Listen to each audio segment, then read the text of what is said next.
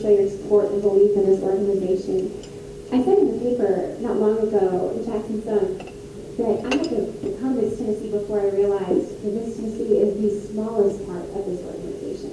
That I may step in for a year and serve as the face, but it's the people at this table, the community of Jackson, the people who support us, who book us over and over again, that are really the heartbeat of this organization and the reason why all of this is possible. I have to tell you a shout out to Miss Deborah right here. She was my good luck charm last year, right? And she made it into the program book, so she's got to buy one. Deborah and I are available for autographs. Should you want those? $10. Right? I already pointed out her picture. She knows she's on page 12, I think.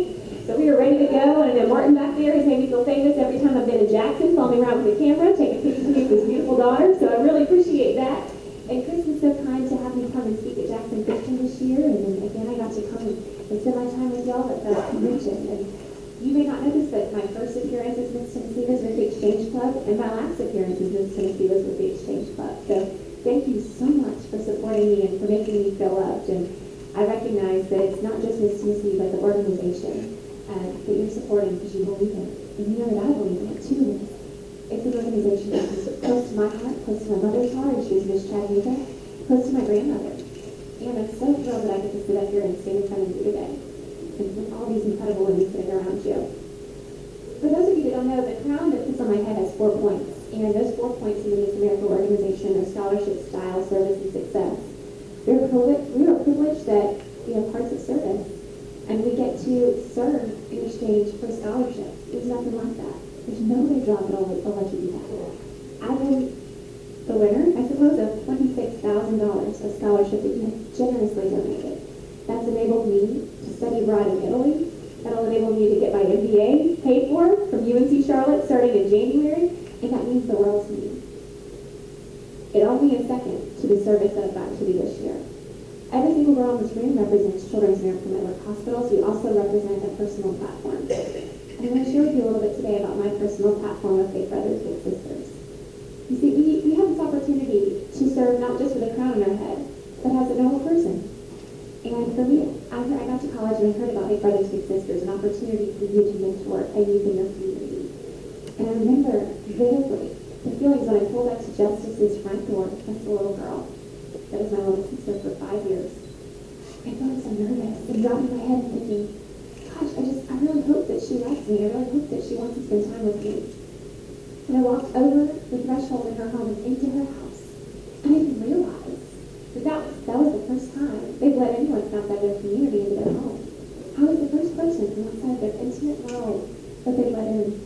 And it was so incredible to be able to explore and explore with her, explore the world and see the world through her eyes. One of my favorite moments with her was our very first date together. We went out to dinner at Charlie's, and we got home, and she ran up to her mom, and I was waiting for her to see my phrases because I was so nervous. I was hoping that she would think I was cool, right? Because I was not cool when I was younger. It was my chance to redeem my awkward childhood. And I was quickly humbled when she said, Mom, Shelby and I went to a restaurant, and we walked up to the hostess stand, and the hostess led us to the table, and she gave us a menu, and I got to read the menu, and I got to take everything that I wanted to eat off the menu, and they refilled my tea the whole time, and they brought my dinner to the table, and then when we were done, they took our food away. We didn't have to clean up after it, and Shelby paid, and we came home. And that little girl was 14 years old. And that took me back, because I've grown up in a home where I learned that to whom much is given, much is required. The man that I realized how much was required of me right away.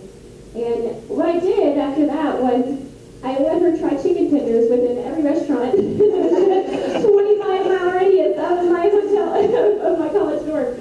And we just had so much fun laughing and spending time together. What I learned is that she just needed someone to bounce ideas off of. And probably the hardest thing in parents, you'll realize this, you'll recognize this feeling. Whenever you have a youth in your life, a child in your life, you want to put them in a bubble. And you want to keep anything bad from happening to them. And the harsh reality is that you can't. Can't protect them. And so Justice had a couple hiccups. You know, she dealt with her mother's sister and her father being in jail regularly. She actually, her junior year of high school, became the 5th generation of women in her family to become pregnant. And that was tough. And her mom called me and she said, Shelby, I understand if you don't want to be in our lives anymore because Justice made a mistake. But you can't do that. You You can't do that when you invest in the life of a child just because they make a mistake. I felt like really a lot of it was attributed to me. So instead of trying chicken tenders, Justice and I went to birthing classes. We signed up for WIC, Women, Infant, and Children. And the day that she went into labor, me and her boyfriend were the only people there because her family was in court. It's important that even when something doesn't go the way we want it to, not just for the contestants in this room, but for every individual, that we recognize our ability to add value to the life of not just children, but to anyone in your immediate proximity. Justice and I, after I became Miss Tennessee, had a really unique opportunity to travel and speak a little bit. She's actually on a billboard with me off I-40 in Knoxville. Again, something I will never get used to. And she, every time she gets up and she takes the microphone, she speaks with such vulnerability about the impact it had in her life to have an organization, Big Brothers Big Sisters, care about her on a day-to-day basis, invest in her future. And I realized that you don't have a crown on your head. You don't have to have that to make a difference in someone's life. You don't have to donate tons of money. You just have to do your best. And that vulnerability that she had, every single time she took the microphone is something I tried to bring with me into schools this year. And I got to travel this year, thanks to Kirkland's, 80,000 miles across this beautiful state. And on days when it was -6 degrees this year, it was a little more difficult than others. But it was stunning, and I loved to spend time with those kids. And every time I would get up there, I would tell them about things that I struggled with when I was younger. And I actually spoke at my middle school not long ago. My middle school teacher introduced me and she said, "Our guest speaker today is an alum from our school, and when Shelby was in the 6th grade, she struggled so hard in every class. School was so hard for her. She had to work harder than anyone else, and never had anyone that stayed after school and worked as hard as she did. And she curbed all of my grades." And I'll tell you something, it's the interpersonal skills that I gained from this organization that have enabled me to be accepted into my MBA program for sure. And I will work hard to use those $26,000 and come back with my MBA and donate tons of money to the scholarship foundation. But school's tough for me. And the kids really loved hearing that. That me, someone who's seemingly perfect, because I have a crown on my head, was not. And in school I struggled. But I reached out and asked for help. But I also had a really big dream of being Miss America. And that meant that I had to reach out continually to my community, to stress them, to make sure that I was pushing myself as hard as I possibly could. And one moment that I share with them too is the feeling I had when I was standing on stage at Miss America. And they were calling out that top 15. And they called out Miss Mississippi and Miss Arkansas and Kentucky. And they didn't call out Tennessee. And that stops them in their tracks. The kids do not understand how I could have anything wrong happen in my life. They think I'm immune to anything tough. I told them I was okay. Because when I was in the 1st grade, my teacher had a poster on the wall that said, "If you aim for the moon and you miss, you still land among the stars." And that's what I felt like I did. Because I got to come back to the state and travel and spend time with all those incredible children. I tell them that they are loved, that their community loves them, and that the people who bring them in care about their well-being. Just like when Chris brought me to Jackson. The young ladies that I got to speak to that year have followed me this year on Instagram and Twitter. They've reposted our photos. One of them, Diane Collars, actually competed in several Miss America preliminaries, and I got to watch her grow. And it's so important to me to see this organization stay around. And I recognize that the Exchange Club in Jackson is a big part of that heartbeat that we have. And I have to thank you so much for allowing that to happen. I'm a firm believer in this. Not just because I've been inspired by the moments that have happened to me this year, but because I've seen firsthand the repercussions of other Miss Tennessee that have come before me. As a matter of fact, Chandler Watson, your 6-foot-tall Miss Tennessee from last year, who will forever make me feel short, did an incredible job in this position. And recently I was in Smeeville, Tennessee, in Hancock County, the 7th poorest county in the country. And when I pulled up to that school, they had 8 a.m. recess for some reason. Those teachers, I don't know what they were thinking. And when I got out of my car, they were all the kids lined up on the fence, just looking at me, yelling, "Miss Tennessee, Miss Tennessee." And I let them pick out what sash they wanted me to wear in my dress, and we were talking. And one of them said, "Miss Tennessee last year kissed him."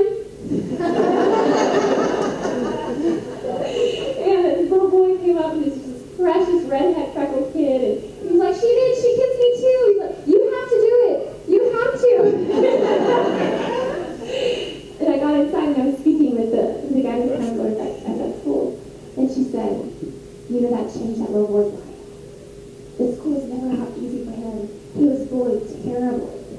Chandler came last year. But when she brought him up on stage on his birthday and kissed him on the cheek in front of everyone, everything changed. He used to live in his guidance counselor's room, and he never went back. Everyone was so accepting of him. I didn't even believe it, that he never struggled. But of course I had to bring him back down and kiss him on the cheek again. And he was just absolutely adorable. I called Chandler and left her a voicemail. It's amazing to think that there can be stories all around the state that we don't even realize of. Something else is that the women that you're speaking and sitting with today are doing the same thing in their community. But the repercussions of their actions, their investment in platforms, their belief in this organization, and the responsibility of being given much and having much required of them has held them accountable. And they've done that. I'm so proud of them. I'm so proud that one of them said I get to be Miss Tennessee. And I'm so thankful that of the support from Jackson that it will be around.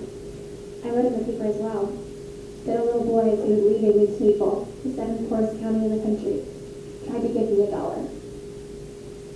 I'll tell you that when I stand at the door after every single presentation, I give every child a hug or a high five. That way they can talk to me, they can bring anything to me they want to get off their chest. And no one in any school across the state has given me more things, physically given me things, than that county. They gave me keychains, they gave me stickers, they gave me pencils. They wanted me to have things, to know that they were thankful that Miss Tennessee came to their school. One little girl colored in a princess from Frozen. She colored me orange because my spray tan was so bad that day. And I loved it. Again, they humble you constantly. And then the little boy gave me $1. I said, I can't take this. And I said, but I love you and I want you to come back. I was there for 45 minutes, and he loved me. And he loved me because of Chandler, and because of Aaron, and because of all the women that followed before me. And I'm so thankful that the woman that follows after me will be the same reason why. Miss Tennessee will be one of the most she steps in the door wherever she goes across the country and across the state. Thank you so much for allowing me to spend so much time with you this year. And I'm so thankful that you hosted our contestants today, and that they've got to experience your culture of embrace that you have. Every day I come to Jackson, and every day I'm not here as well. I better see you at the pageant now. I know I'll see you on your birthday, right on Wednesday, so I'll tell you that they're just as amazing and entertaining on stage as they are in their community. And they definitely deserve to have a huge audience there, and I think you deserve the blessing of their presence on stage. So hopefully I'll get to see you, and thank you again for allowing me to spend time with you.